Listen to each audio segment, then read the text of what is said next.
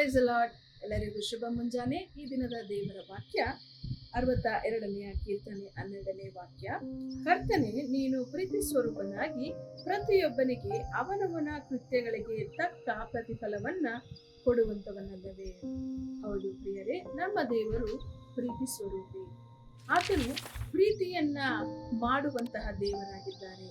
ಆತನ ಪ್ರೀತಿ ನಾವು ಲೋಕದಲ್ಲಿ ಎಲ್ಲಿಯೂ ಕೂಡ ಸಿಗಲಾರದಂತಹ ಪ್ರೀತಿಯಾಗಿದೆ.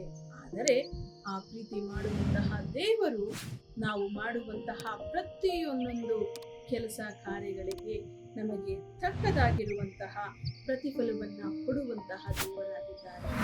ನಾವು ಏನನ್ನೆಲ್ಲ ಈ ಲೋಕದಲ್ಲಿ ಮಾಡುತ್ತೇವೋ ಅದು ಇನ್ನೊಬ್ಬರಿಗೆ ಒಳ್ಳೆಯದಾಗಬಹುದು, ನಮಗೆ ಒಳ್ಳೆಯ ಕಾರ್ಯವಾಗಿರಬಹುದು, ಕುಟುಂಬಕ್ಕೆ ಒಳ್ಳೆಯದಾಗಿರಬಹುದು, ನಮಗೆ ಪರಿಚಯ ಇಲ್ಲದೆ ಇರುವಂತಹ ಜನರಿಗೆ ಮಾಡುವಂತಹ ಒಳ್ಳೆಯ ಕಾರ್ಯವಾಗಿರಬಹುದು.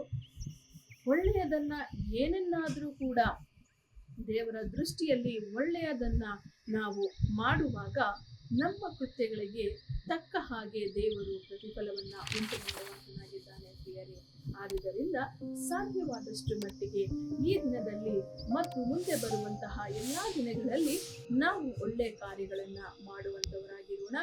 ಆಗ ಖಂಡಿತವಾಗಿಯೂ ಪ್ರೀತಿ ಸ್ವರೂಪನಾಗಿರುವಂತಹ ನಮ್ಮ ದೇವರು ನಮಗೆ ನಮ್ಮ ಕೃತ್ಯಗಳ ತಕ್ಕ ಹಾಗೆ ಪ್ರತಿಫಲವನ್ನ ಕೊಡುವಾತನಾಗಿದ್ದಾನೆ.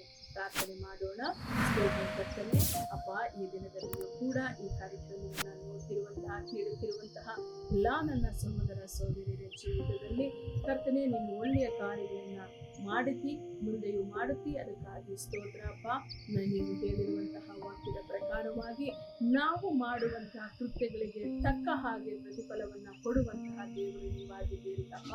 ನಿಮ್ಮ ದೃಷ್ಟಿಯಲ್ಲಿ ಒಳ್ಳೆಯದಾಗಿರುವಂತಹ ಸರಿಯಾಗಿರುವಂತಹ ಕಾರ್ಯಗಳನ್ನ ಮಾಡುವುದಕ್ಕಾಗಿ ನಮ್ಮೆಲ್ಲರನ್ನ ಕರ್ತನೆ ನೀವು ಮಾರ್ಪಡಿಸಬೇಕಾಗಿ ಪ್ರಾರ್ಥನೆ ಮಾಡ್ತಿದ್ದೇನೆ ಅಪ್ಪ. ನಮ್ಮ ಬಲದಿಂದಲ್ಲ ಕರ್ತನೆ, ನಿನ್ನ ಒಂದು ಕೃಪೆಯಿಂದಲೇ, ನಿನ್ನ ಬಲದಿಂದಲೇ ಎಲ್ಲವೂ ಸಾಧ್ಯವು ಸ್ವಾಮಿ.